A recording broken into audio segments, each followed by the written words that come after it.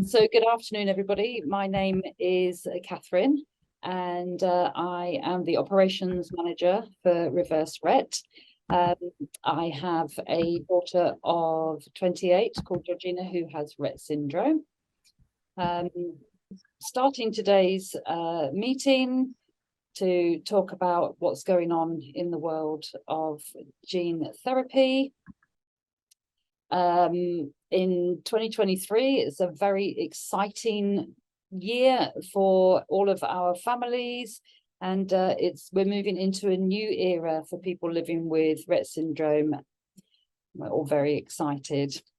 So today's session will be the first in a series of sessions on emerging gene therapies. We're going to be holding one of these sessions on the third Thursday of every month through to June of next year, except for December. So we're going to make sure that we're keeping the community updated as to what's happening, and ensure that you're all getting the information in a format that is understandable for everybody, understandable for yourselves. So this session, as I said right at the beginning, is being recorded because we've got people who are interested but unable to join. So we would ask that you leave your microphones muted until we actually get to a point in the presentation where there's time for questions. If you do have a question as we're going along, at the bottom of your screen, you should see a chat area where if you do have any questions, if you can just type them into there, we will be collating those questions because I'm sure a lot of them are going to be very similar. And we can then answer those. If we run out of time and can't answer everybody's questions, we will be coming back to them on an individual basis. So if you ask a question and it doesn't get answered, don't worry, we will still come back to you after the event. We are recording, as I said, so if everybody could just switch their cameras on just for 2 seconds, so that for security purposes, we can make sure that everybody is who we're expecting. Even if you are in your car, eating your lunch, that's absolutely perfect. We just need to see all of your beautiful faces. And then if you would rather not be included in the recording, you're very welcome to turn your camera off once we've got going. So I'm going to hand over to Rachael now. Rachael is Beth and Amber's mother. I'm sure we all know who she is, no introduction needed, but she's going to tell you about herself anyway. Thank you for your time today.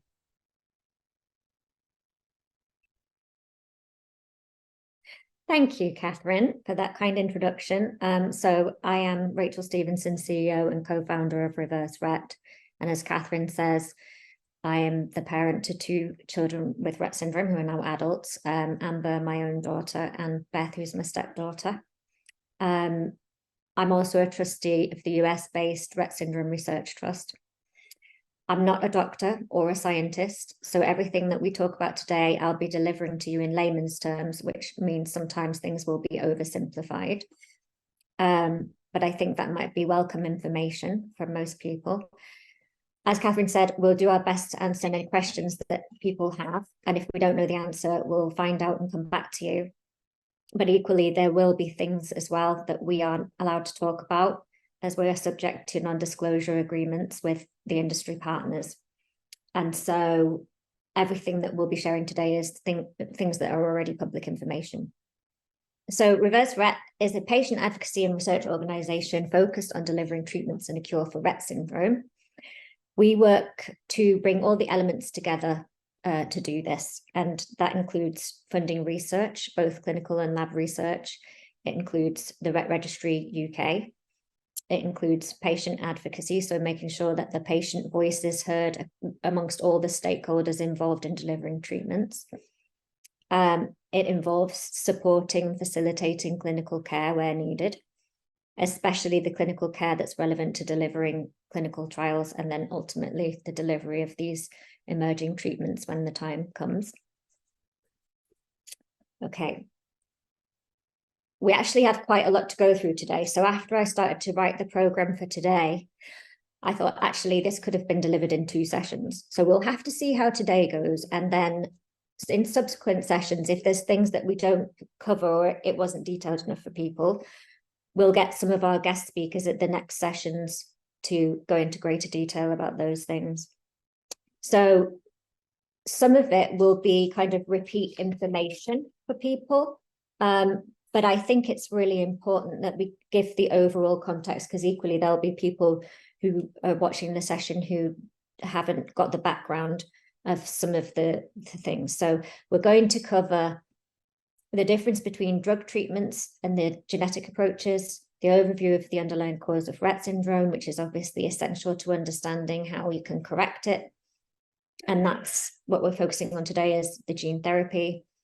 We're going to look at the current status of the genetic approaches in Rett syndrome and where there's projections for other programs to emerge.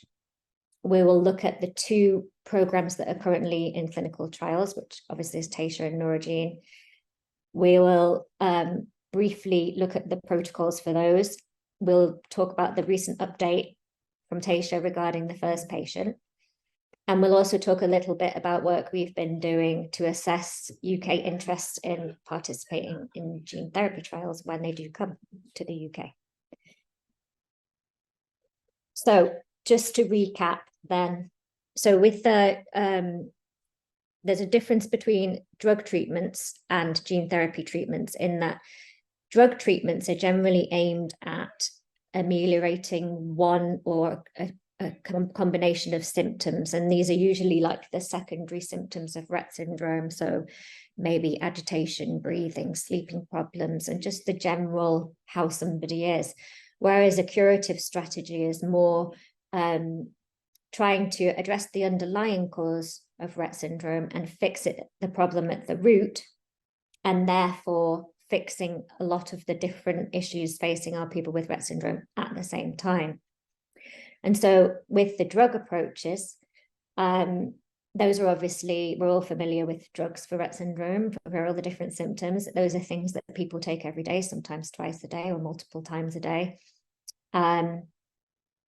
With the curative strategies, particularly with gene therapy at the moment, with the way that technology is, it's really a one and done thing. So you go in, you have the gene therapy, and then that's it. You wouldn't have ongoing treatment after that. With the drug approaches, sometimes new drugs are designed to try and treat different symptoms of Rett syndrome based on what we know about things that are not functioning well in the brain, different brain pathways that are affected in Rett syndrome. Sometimes drugs are repurposed, which means drugs that exist for other conditions, people look at them and say, okay, well, this could work for Rett syndrome, and they try them, and then that's actually a much easier route to bringing those through to the clinic. But what we're really focusing on today is gene therapy. So just to be clear at this point, a curative strategy is the gene therapy, things like Taysha and Neurogene. The pharmacological approaches or drug approaches are trofinetide, Anavex, Sirizitan when we had that clinical trial, cannabidiol, and that kind of sort of thing. Okay. So going on to what causes Rett syndrome, I found this lovely picture of what an MECP2 mutation looks like. I think it's a really intricate structure, especially the way it's colored here.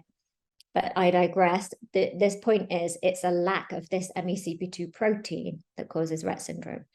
So what we have is mutations in the gene, MECP2, and the gene typically makes the protein that's essential for normal brain function.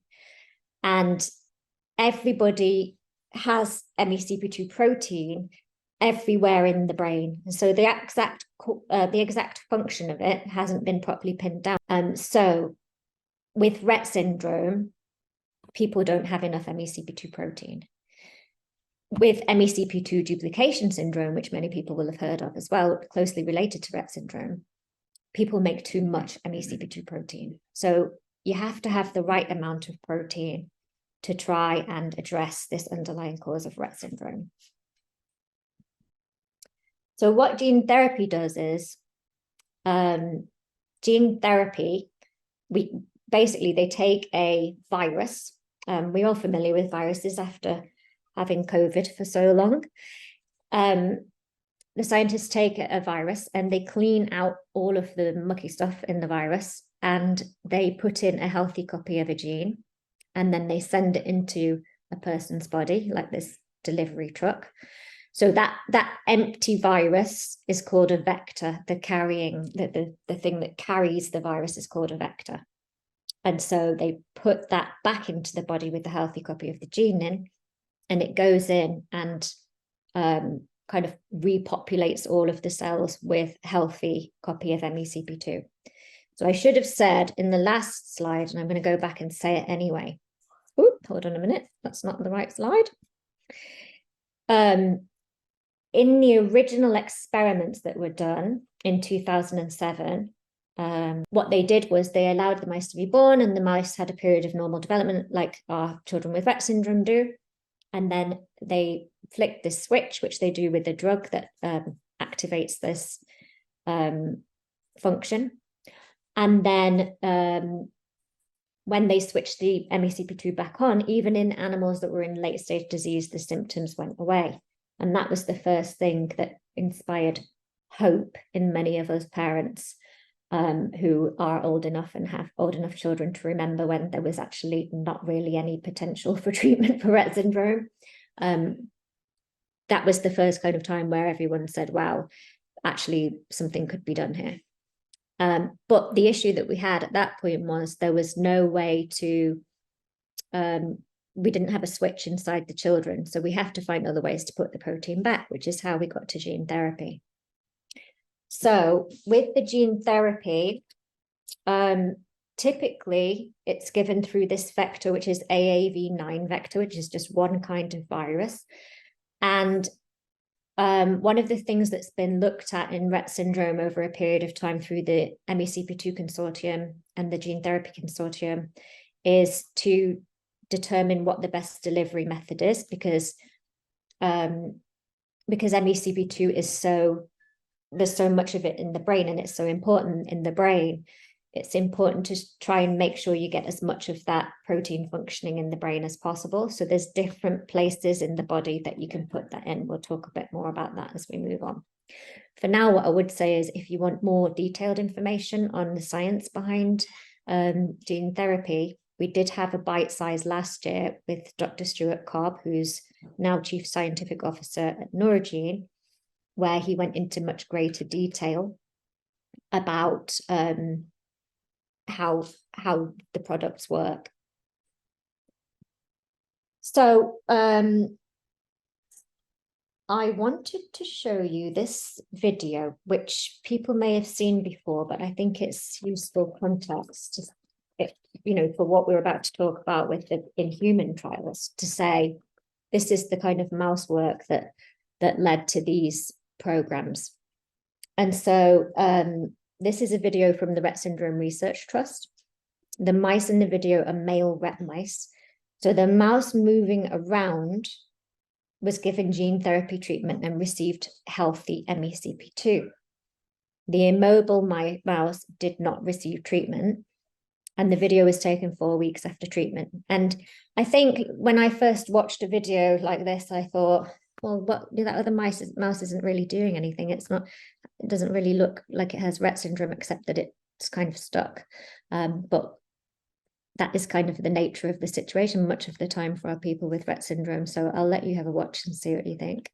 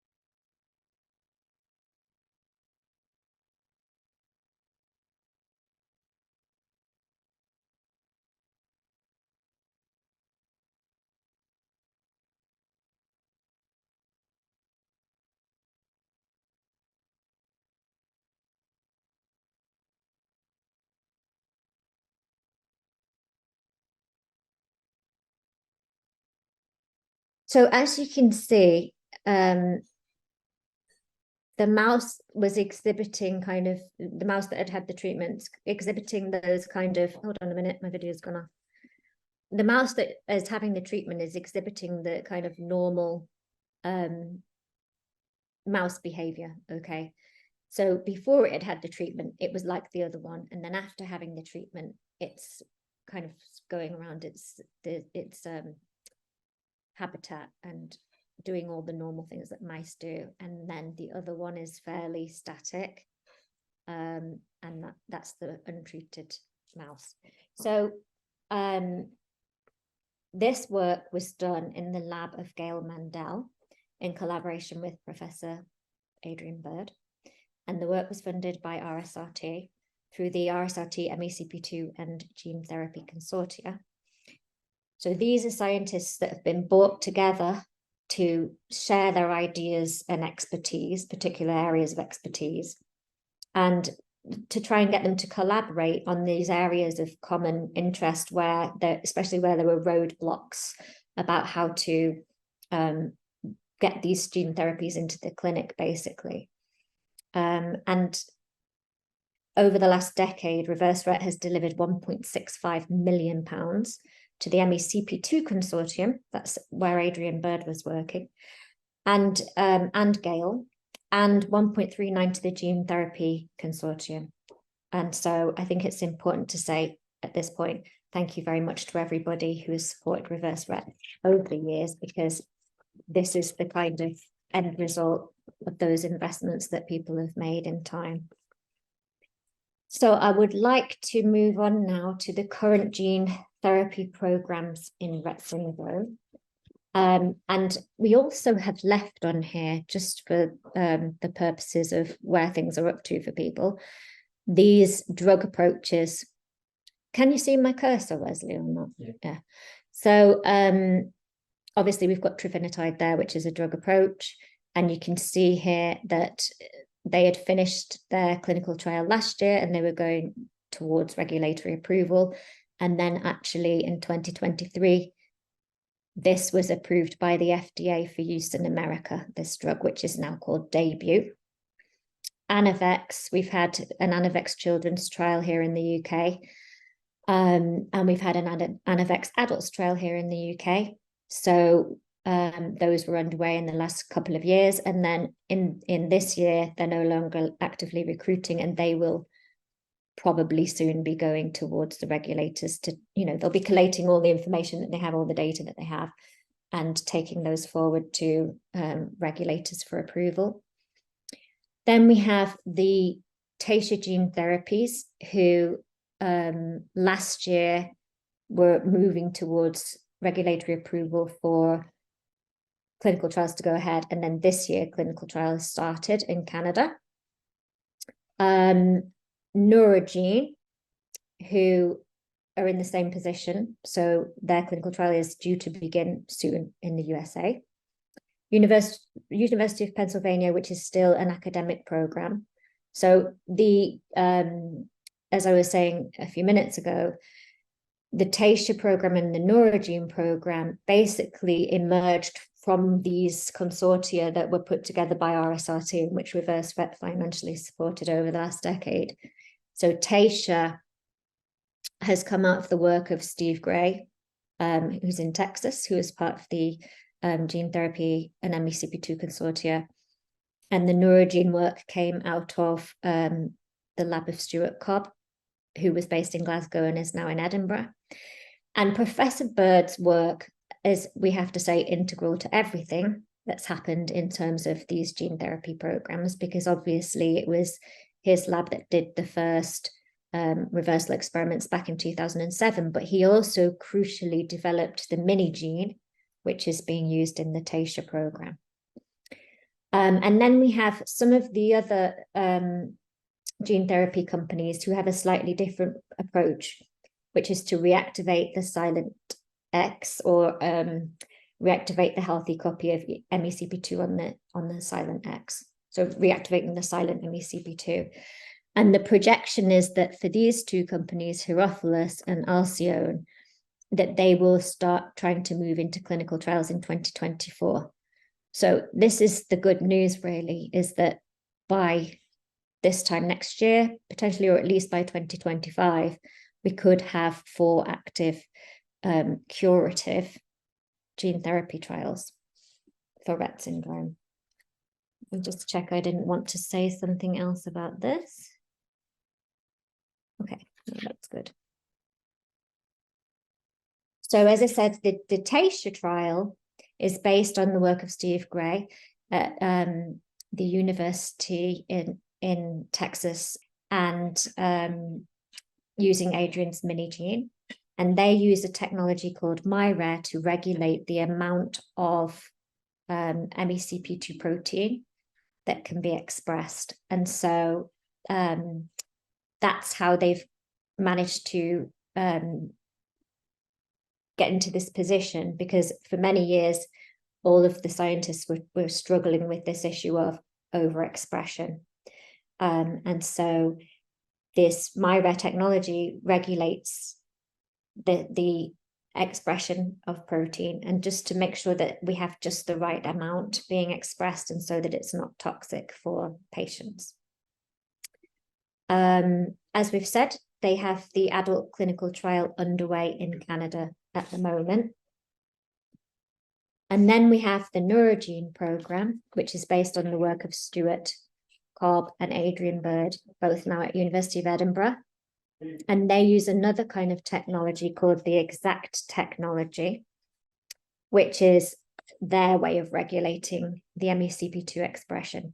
So both have their own unique methods of doing that, but both have embedded that as part of the product that they've developed. And so they have recently announced that they have approval to go ahead with their US children's trial, and they're recruiting patients ages 4 to 10. They have 1 site open, which is in Texas, and 2 which are planning to open in the coming months. And they are named on clinicaltrials.gov if people are interested and they would like to look up where those are. We don't yet have information about sites outside the USA, but they have publicly stated that they are working with regulators and other stakeholders to try and establish other sites around the world. And I would like to say as well at this point that as well as the 1.39 million that was sent to Gene Therapy Consortium by Reverse Rett over the last decade, we've also sent an additional 675,000 to Stuart Cobb's lab, whether it was in Glasgow or Edinburgh, over the last 10 years. So it's quite a significant contribution by Reverse Rett supporting this program too. And now to see it obviously move into the clinic and into having a commercial program has been amazing, absolutely amazing, and how much we appreciate everyone that's supported Reverse Rett and enabled us to support this work. So I wanted to do a slide, although I've just talked about those 2 programs individually, I wanted to do a slide to kind of compare them so that it's really clear what's happening where. So in the Bitesize trial, that's the adults trial, and people might know from just following what's happening that the trial initially began in patients over 18, and then the parameters for the trial, age range for the trial changed, and a protocol amendment was sent in, and it was lowered to over 15. Their children's trial has been given fast track designation in the US now, and they're approved to move forward. And so sometimes these things are delayed. Once they get the green light from the regulator, there's still a lot of things to do in terms of going through ethics committees at the hospitals, or signing off on contracts and things with hospitals. So it takes some time, but it's been approved by the FDA to go ahead, which is a big thing. And then we have in the same announcement that they did in August, where they shared that they'd approved, they'd had the US children's trial approved, they also shared that they had submitted a clinical trial application to the MHRA, which is our UK regulator, which is obviously exciting news. And we know it's going to be a small number of patients worldwide for both children's trial and adult trial. And so for Neurogene, okay, and the other thing I want to say, sorry, it was hiding behind the My Little View of People. The Taysha gene therapy goes into the spine, so it's actually the lower back. And the Neurogene, conversely, is going into the ventricles, which are obviously in the brain. They also have that same sort of fluid in them, so it's going into the same sort of fluid, but it's just being put into a different part of a person's body. But again, with Neurogene, their first trial is pediatric versus adult. That's been approved by the FDA to go ahead. That's ages 5 to 10. They'll also need a small number of patients only. So I just talked a little bit then about an announcement that was made in August where they shared that Taysha shared that they'd had the US approval to go ahead with their pediatric trial. And they shared that they had submitted a clinical trial application to the MHRA in the UK. But at the same time, they announced some preliminary results from the first patient on the adult gene therapy trial in Canada, which I'm sure most people are aware of. We have to stop and say at this point how brave that first family have been, and actually any of the first few patients and families, because this was the reason you have to have a clinical trial to check as much as they can do preclinical work about safety in animal models. Until they actually try to put gene therapy in humans, you really don't know how things are going to go. And that's why you have to have a clinical trial. So whoever's going first is obviously taking some risk. And it also doesn't hurt to say that when they first try gene therapy in somebody in the Taysha trial, they have this dose escalation protocol. So the first dose is a lower dose. It's like probably the lowest dose that you could have that would be therapeutic, but it might not be the best optimal dose. So these people are really taking, they're taking a chance with their health and safety, but they're also doing a great service to everybody else, because their child who went first, who took all the risks, might not have the optimal benefit that other people have later on. So, sending much appreciation to that family and all the subsequent families in that trial. Now, as I said, this information came out in a press release from Taysha in August, and the press release came out just after or just at the same time as an investor call. So most of the information that comes from companies like Taysha, which are public companies, it's released in these investor calls that they do. And so you can go on either of the websites or websites for any of these companies that are involved in delivering treatments for a disease and find out when their investor calls are, and then sign up for them. Anyone can listen in. There was a summary of what they found with patient 1 after 4 weeks, but I thought it would be actually better to share with you what was said on the investor call, because I think it kind of explains in a more articulate way kind of the situation that the patient was in, and then how things improved with gene therapy. So I'm going to play that for you now. Bear with me. Okay, hold on. Come on. Yes.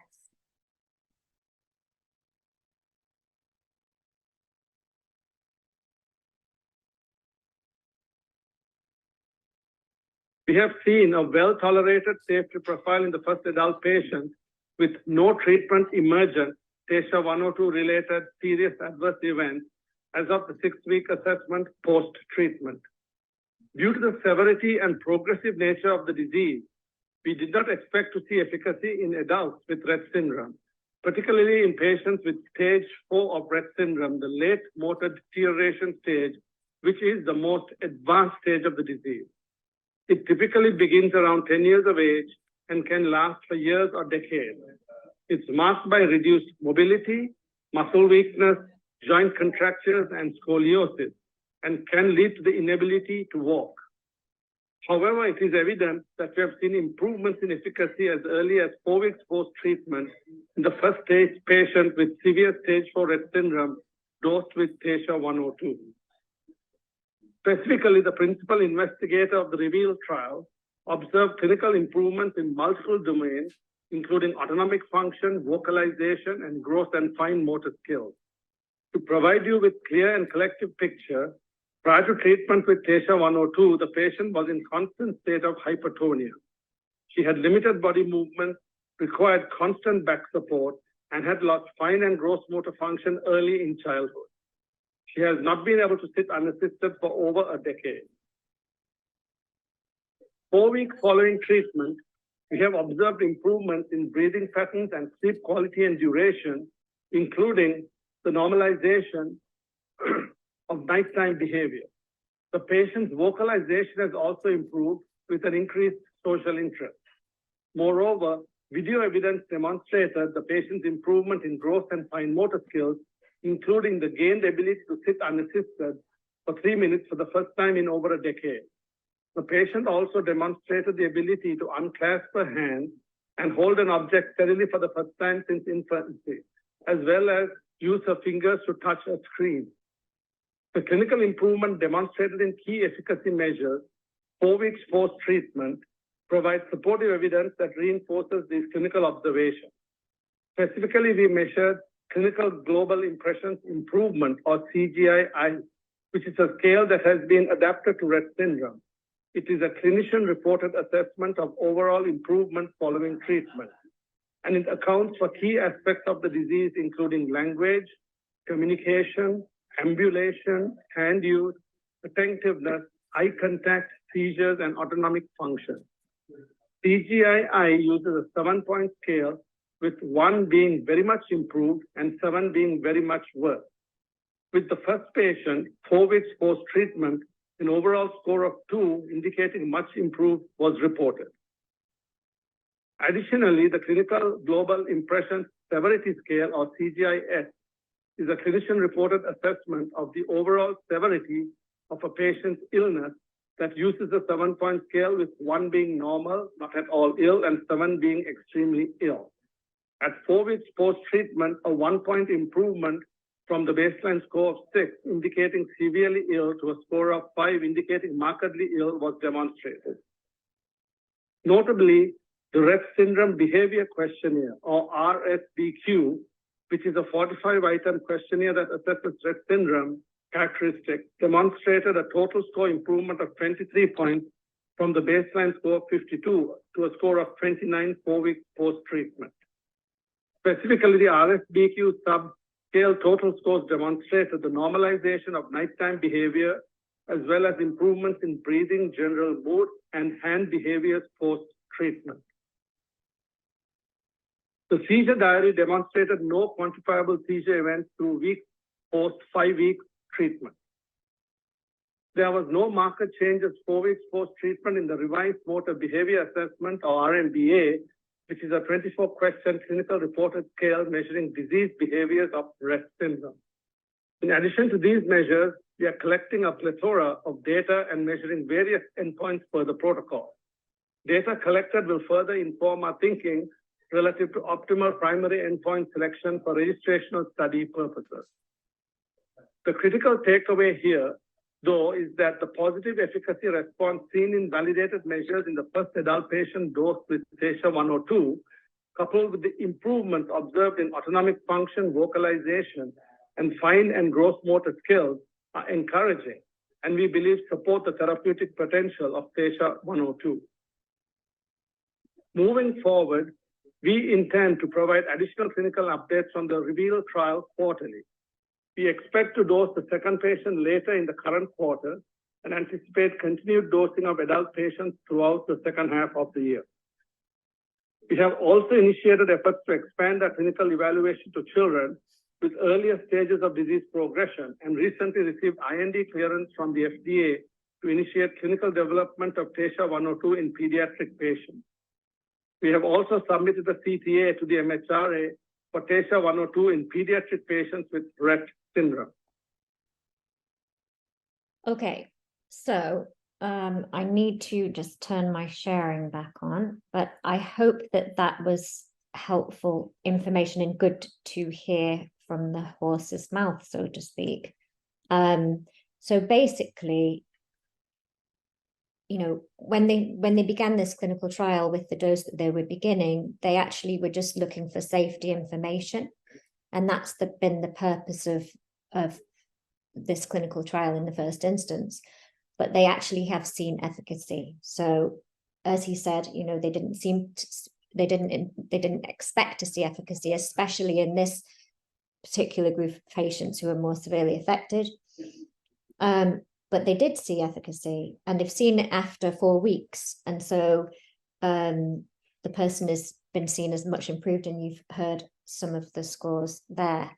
And I think this is really interesting because obviously over the years, there's been a lot of speculation, even though people have known about the original reversal in Rett syndrome, and they've known about the mouse work, the gene therapy mouse work.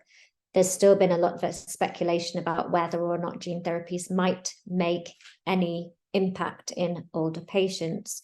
And although it's early days and the only information that we have is about 4 weeks post gene therapy, and we don't have any further updates on that yet, and we have to wait for all the data to come in. So far, it's looking good. I think the main thing is that there haven't been any serious adverse events, and in fact, the patient had gone home the same day, so that is good news. Okay, I'm now going to hand over to Catherine, who's going to tell you a little bit about the work we've been doing at Reverse Rett regarding finding out. Obviously, we know we have this first clinical trial hopefully coming to the UK in children, but we don't know the age groups. And so Catherine will talk to you about the work we've done to try and gauge interest in the UK. Thank you, Rachel. So we started this campaign back in June of this year. We started sending emails out to parents and carers of patients on our registry to ask if they would be interested in future developments within gene therapy. And I think as a parent myself, the first immediate response was, yes, please. Yes, please. So we started with the babies. I think as a parent of an older child with an adult with Rett syndrome, I think the babies are always going to be the kind of the first in the queue, and totally understand that, as hard as that is. So we wrote to everybody on the registry who was under 3. And what we found when we sent these emails asking for an expression of interest was that a lot of this group have not been tested or are awaiting test results. We've helped where we're able to with sending supporting documentation out to the parents for their medical team. Parents often know long before the medics do that a Rett syndrome is a possibility. I know I did. So we focused on that group. It's a small group at the moment, but that was quite overwhelming response from the parents who responded. We then moved on to the next category, which was the 4 to 8-year-olds. With this category, we took into consideration rising ages. I think we don't know what the scope is going to be for the age ranges, but 4 to 8 is probably one of the sort of more focused areas. We've taken into consideration rising ages as well. So if we have children, because we think that any therapies within the UK, it could be 12 plus months. So we've tried to take that into consideration as well. Again, we had quite a lot of response saying that we don't have a result, or if they do have a result, that they don't understand what that result means. So we've done a lot of work within the community, helping people interpret their genetic mutation results, and updated the registry as we've been going along to show, you know, the people who would be interested.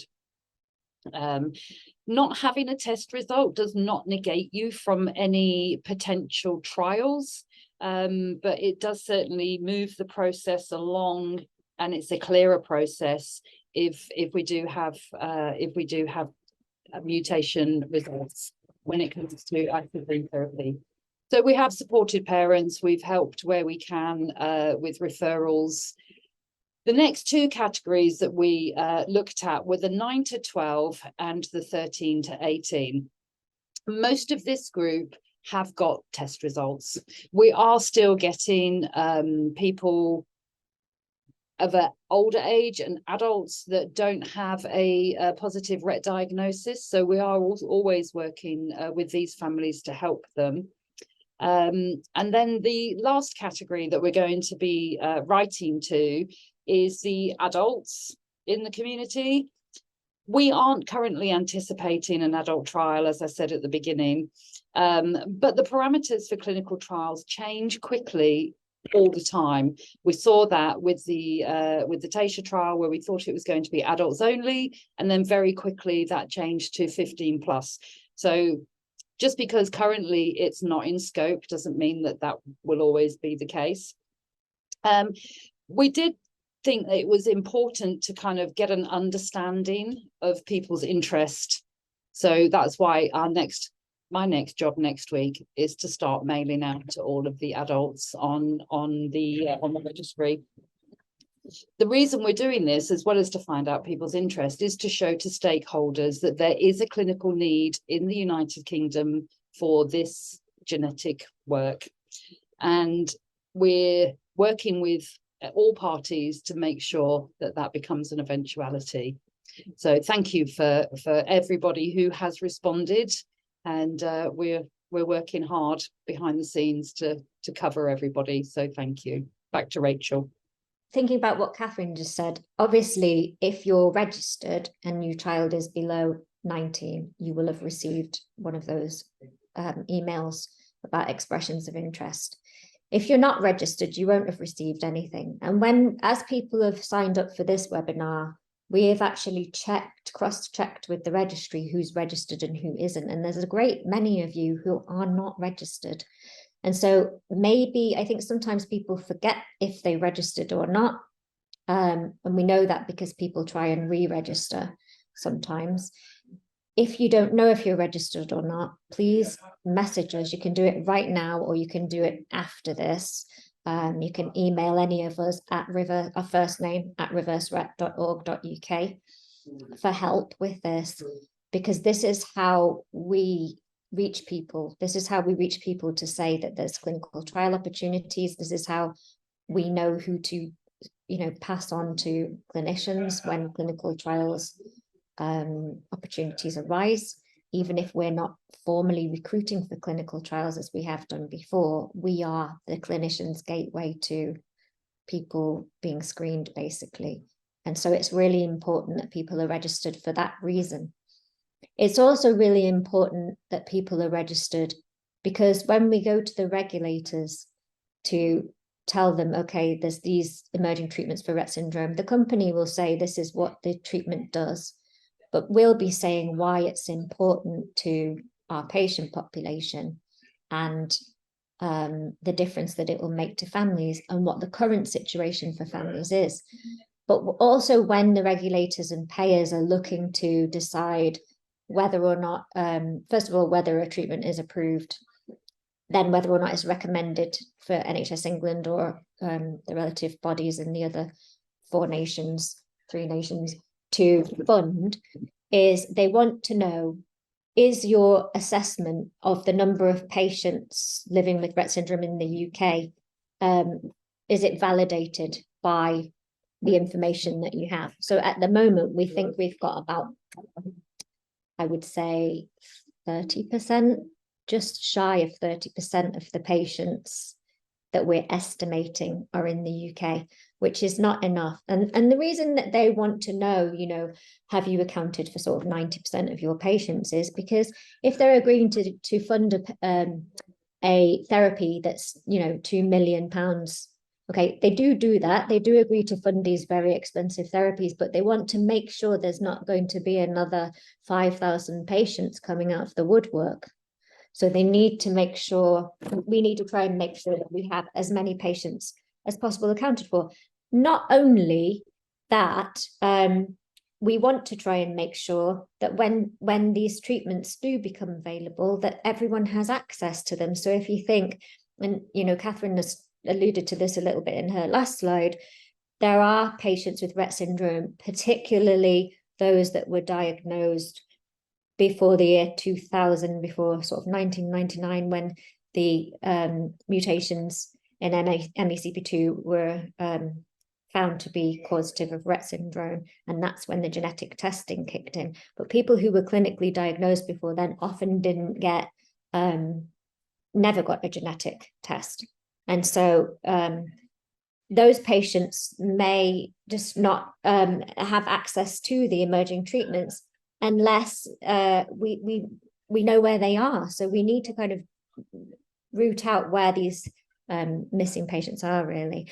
And then the other thing we need to do, and this is what the registry helps with, is identifying where there's concentrations of people with Rett syndrome in particular areas, so that we can make sure, thinking about, because obviously we're going to be working with industry partners, with the clinical provisions, with Rett UK and with other stakeholders, to say this is where delivery needs to take place, because this is where most of the patients are, or this is how patients from other parts of the UK will access different centres. So we need to identify those concentrations of people for that reason. So with all that said, if you are not registered, even if you don't really want to be contacted regarding clinical trials, please register anyway, because it's how we're able to get the message across to people. And this is how we've ended up with clinical trials of other drugs in the UK, and it's how we're going to end up with gene therapy trials here, is because we've been able to demonstrate that we have a warm patient population and families that are interested. And this is gold for pharma companies. The first question that they ask when they're looking to put a treatment for a rare disease in the country, or even other less rare diseases, is there a registry of patients? Because the biggest problem that all pharma companies have when they're doing clinical trials is recruitment. Okay, so the fact that we can demonstrate that, yes, we have a patient registry, we've got this many patients on, which is X% of the patients we expect to have based on disease incidence, is really positive. And that's why at Reverse Rett, we did start a registry in 2014. So it's basically the oldest current registry of Rett syndrome patients between here in the US. I think the Australian one has been around a bit longer. Okay, moving on. So the next milestones to look for are the US Taysha trial, children's trial, going on clinicaltrials.gov. So if you haven't yet investigated clinicaltrials.gov, I would encourage you to do that. You can go on there, you can put in Rett syndrome, you'll get 70 odd clinical trials. I remember going back on there when my daughter was diagnosed, and there was, but you know, 2 things, and they were all natural history studies and things like that. So it's really encouraging to see that there's so many clinical trials. And you can also read on there the protocol for for each of the clinical trials. So at the moment, the Taysha adults trial is on there. So if you're in, you can put Rett syndrome, and then you can put Taysha, and then that will pop up with all the information, the age groups required, all the sort of exclusion criteria and inclusion criteria, and some of the things that are involved in participating in the clinical trials. Another thing to look for is the MHRA response to the UK clinical trial application. So Taysha seemed to be a company that you know, they work very collaboratively with us. They're very transparent. They tend to announce everything as it happens. And I think they will announce when they receive the MHRA response, but we don't know when. I think it's important to tell you as well, we find out their news about 15 minutes before you do, before everybody else does. And often, sometimes 2 minutes. And then we do, we have to hustle really to put together information to share with you. So if you sometimes see information pop up, as I know some parents do say on Google Alerts or what have you, and then there's not anything from Reverse Rett and Rett UK or the US organizations quickly, it's because we don't know really until things happen. And the reason for that is because they're, Taysha's a publicly listed company. Neurogene have now just done a merger with Neolucan, who are a publicly listed company. And so they'll be subject to the same kind of restrictions soon, but pretty much already have always been conservative about when they give us information. We may find out when Neurogene start their clinical trial, and we may not find out. It's up to them and up to their sort of internal workings as companies, as and when they give us those information. What I can tell you is if there were serious adverse events, they do have to disclose that.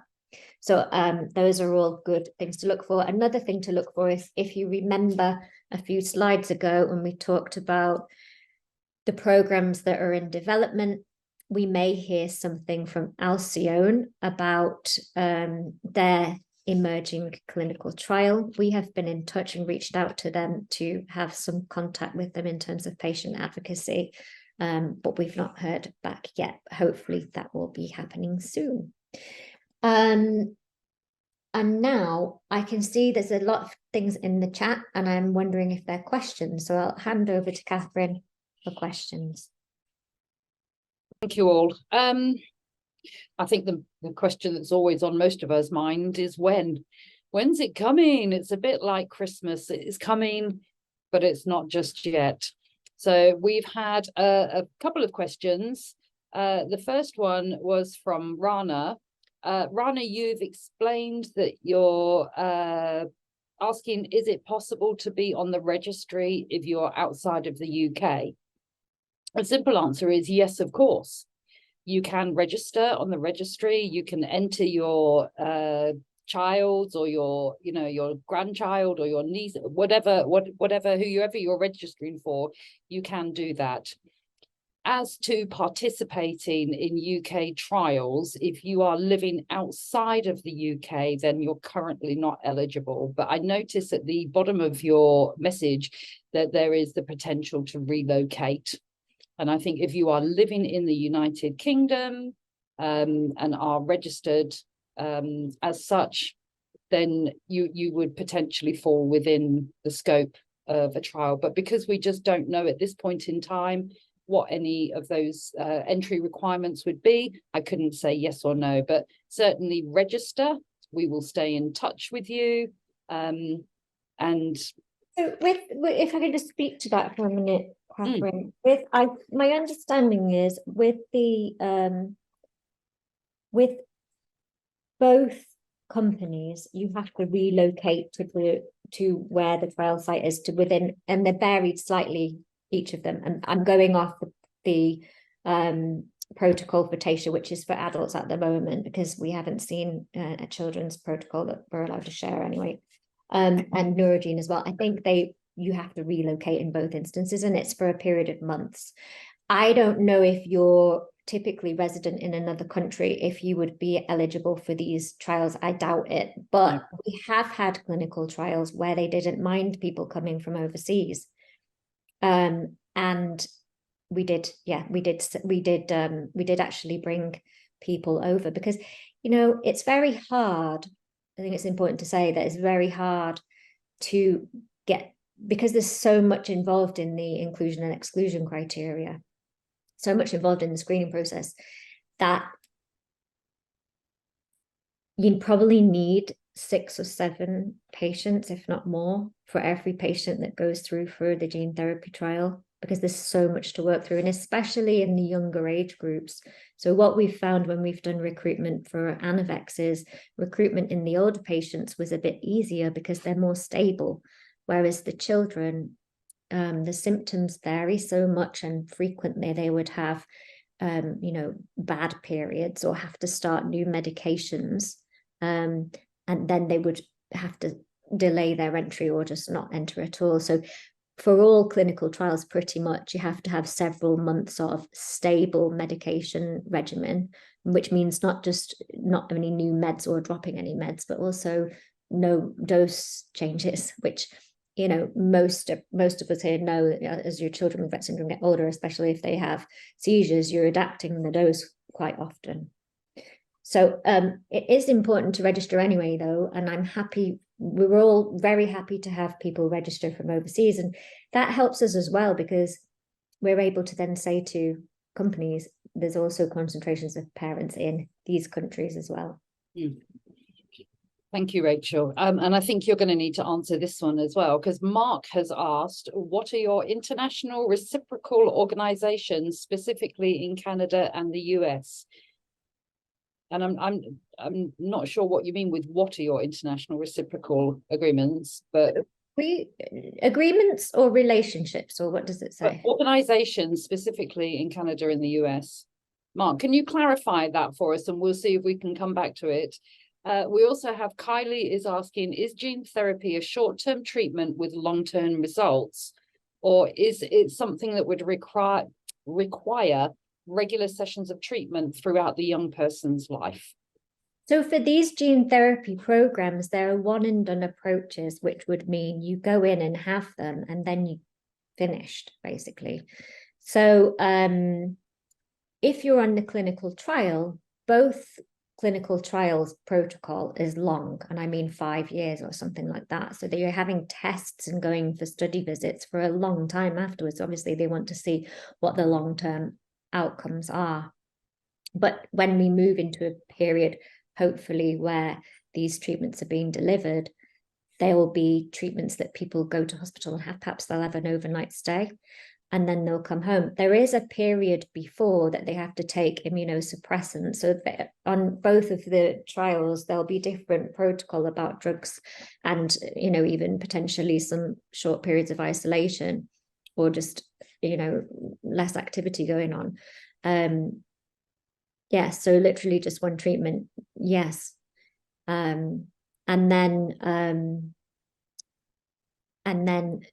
follow up, obviously, but that's the idea. You go in, you put in the healthy copy of the gene, that gene then starts making the protein. So there are other diseases where they do like a protein replacement, I understand, and then people will go in and have an infusion every so often of something, but this is not the situation in this gene therapy.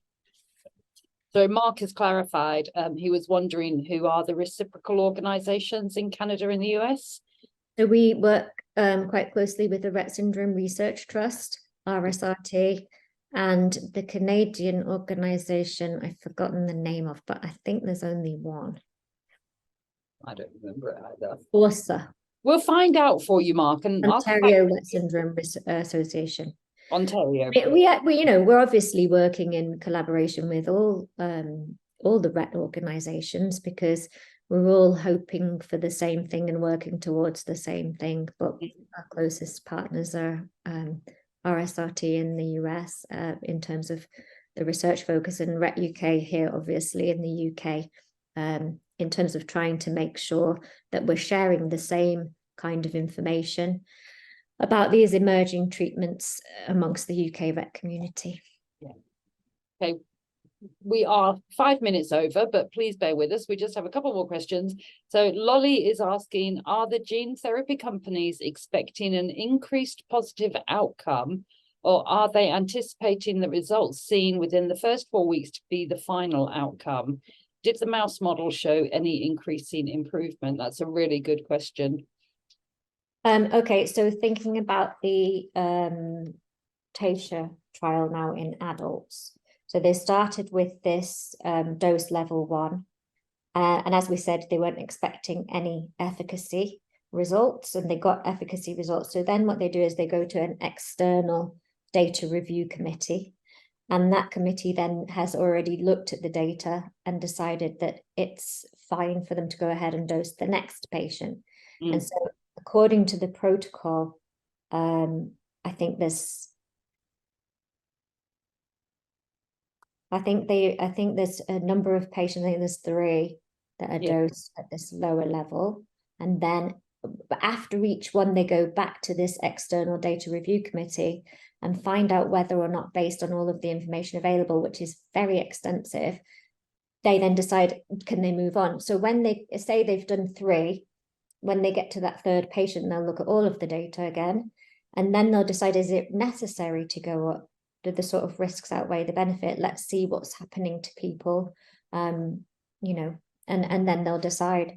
So that's the answer to that question. In terms of the mice, I don't know because mice are not as complicated as people.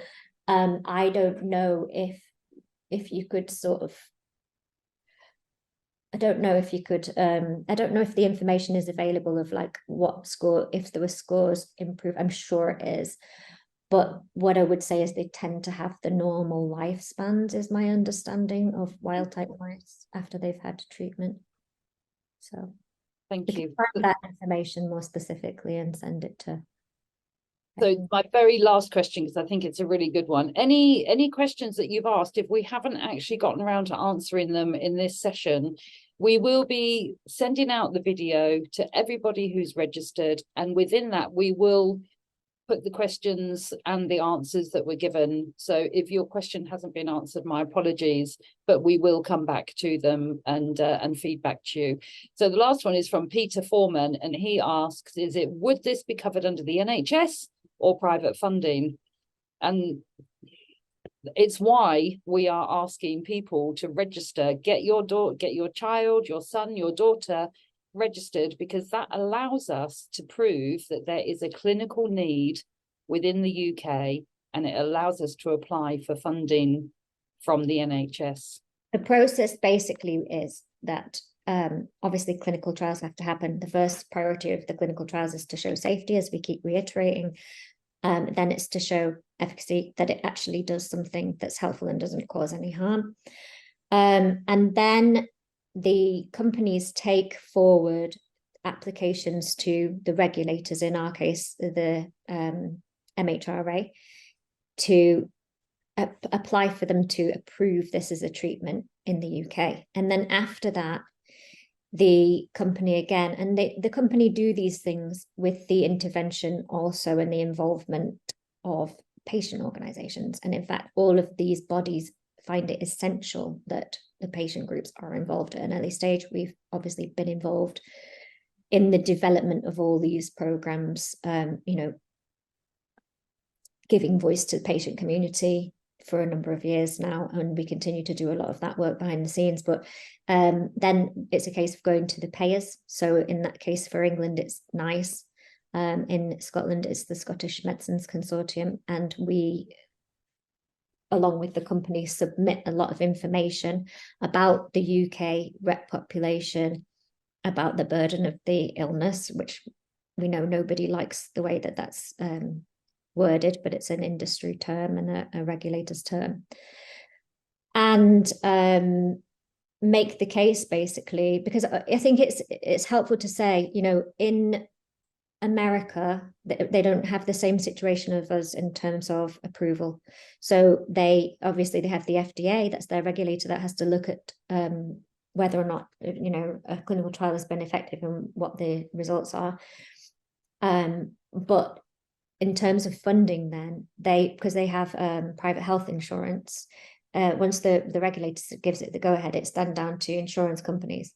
Okay. So we're not in that situation. We have a healthcare system that looks at, cost efficiency, basically, and whether or not, actually almost pits diseases against each other. So is this making enough of a difference to this group of patients that it's worth us spending the money on, as opposed to not spending it on something else?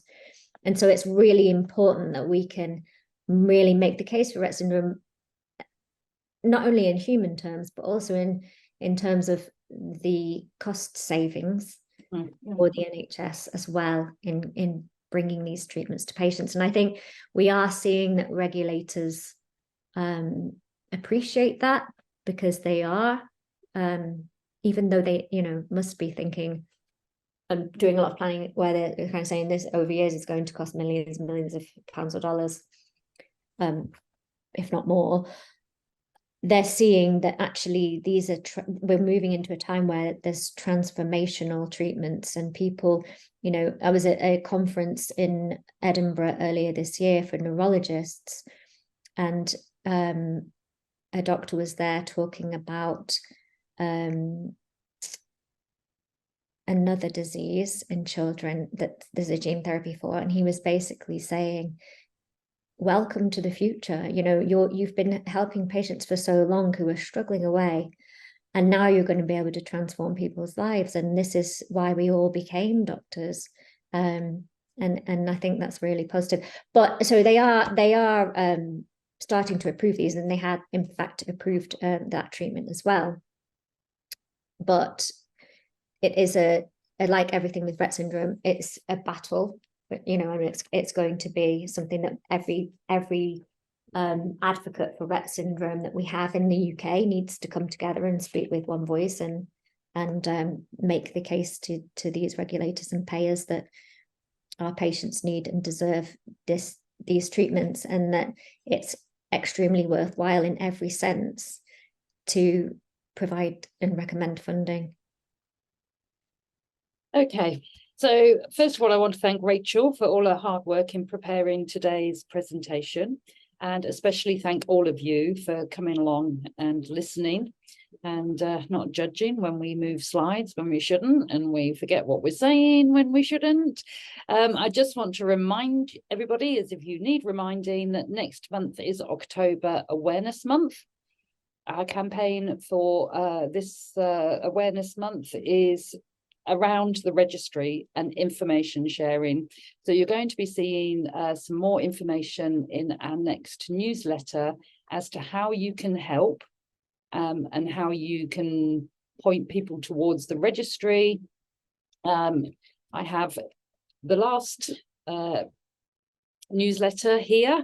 If you would like to receive a copy, a hard paper copy, and it's a very interesting read, then do get in touch and we can put you onto our mailing list.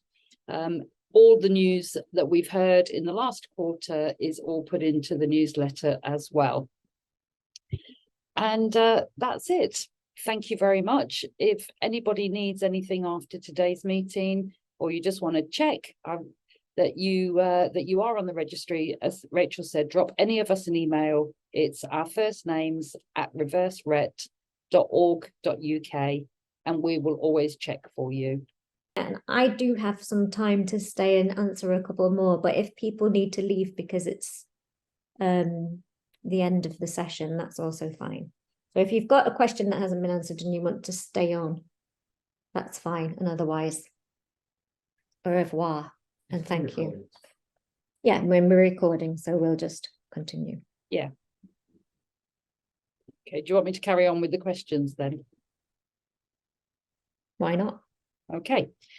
Natalia has asked, is Taysha better than Neurogene or vice versa? Well, naturally, that's not a question we're able to answer. I think you have to look up the various programs and the, read some information from the scientists who have developed, been part of the development of those programs and make that assessment yourself. And especially, you can look at the delivery method, or you can look at their regulatory technology that they're using. Yeah. Becky has asked, if a person has had spinal surgery, would this impact on the therapy being administered through the spine? Potentially, yes. So I think whenever I've asked that question, the response that we've had is based on, okay, then how will we do it, rather than it's not a possibility. So remember as well that Neurogene's approach is about going into the ventricles, so in the brain already. And it's the Taysha approach that's going into the spine. And so there's already different methods of delivery, but it has been something that has come up many times in terms of clinical trials. Although I have to say, okay, so let's just look a minute at the neurogene. So in the neurogene clinical trial, which is for children in the USA, the protocol, so they're looking for 5 patients, children 4 to 10 years old. Regarding what we were talking about earlier, participant caregiver must reside within a 2-hour drive of the study center for at least 3 months following treatment. But the part that we're looking for is this: presence of a concomitant medical condition that precludes intracerebroventricular administration. So in that situation, that's obviously because neurogene is not going into the spine, but that's looking for anything that would get in the way of something going into the ventricle. So with the Taysha trial, I'm sure they've got something similar that says anything that would get in the way of something going into the spine.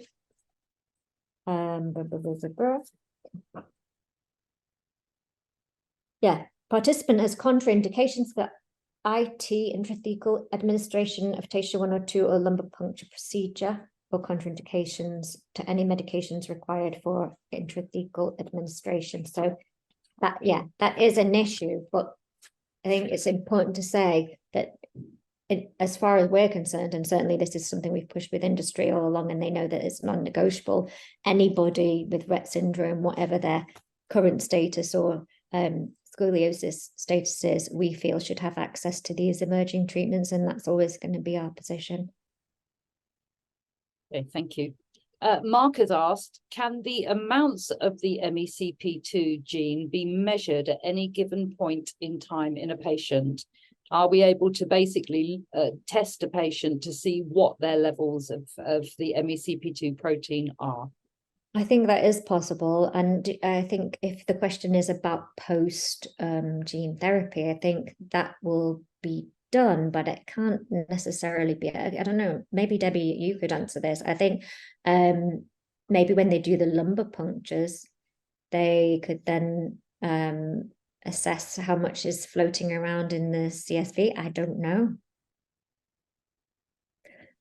but I imagine that whatever they can measure, they'll be measuring. Yeah.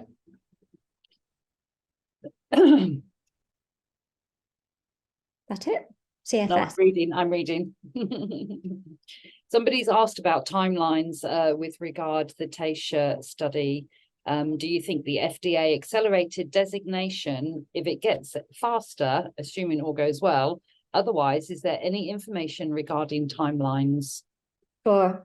So I think a really helpful thing, if people are interested in more information, is to go to, last year there was an FDA drug development meeting that was kind of hosted by RSRT and IRSF together. And there was a lot of, it was basically 6 hours, and it was a lot of reports about how Rett syndrome is. So, you know, steel yourself to watch it because it's a lot of family reports, but it also had a lot of, it had a guy speaking from the FDA as well, who was in charge of bringing these treatments through. And they basically said, listen, we're not shy about bringing these treatments through if we know how transformative they are. And if they work, they really work. And if we see something that looks positive, we're not going to make you dose one patient at a time indefinitely, or insist that you do another big clinical trial with more people. We want to get treatments to patients as soon as possible. And that was really reassuring. So we'll send the link to that out when we send out the rest of the information about this session, because I think that's very encouraging. So I think that, what was the question again, Catherine? The question was, given the FDA approval and the speed of it, sorry, I'm having to scroll back up. Do you think with FDA accelerated designation, if it gets faster, assuming all goes well, otherwise, is there any information regarding timelines? And I think the other thing I'll say is this as well, and I made I've said to myself before this, I'm only going to share everything that's written down so that we're not accidentally dropping any information that we shouldn't be sharing. I have asked Tasha, okay, if things go well in the adults, and I asked this before we had the news about patient one, if things go well in the adults, do we then have to wait for this children's trial and go through all of this before you can try and seek some approval? And they said, not necessarily. It depends how it's going. So the answer to your question is, with timelines, we just have to wait and see.